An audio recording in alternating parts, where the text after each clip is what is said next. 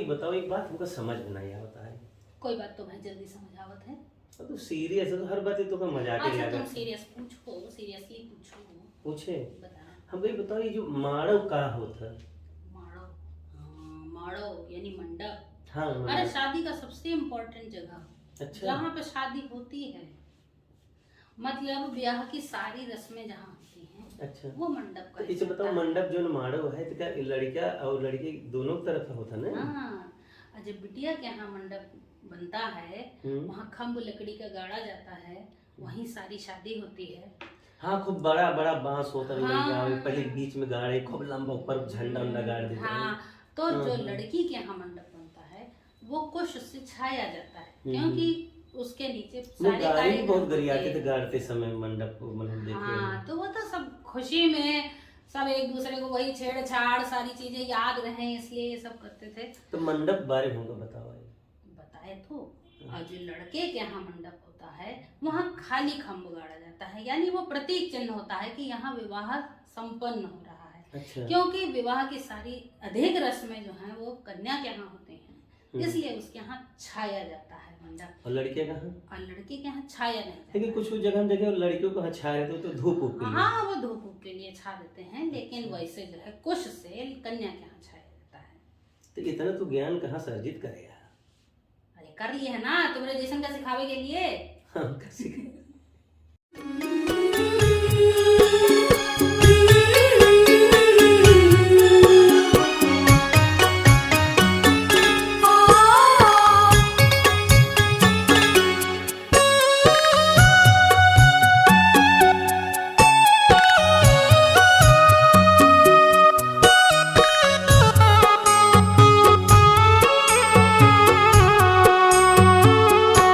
मड़वा तो है बड़ा सुंदर है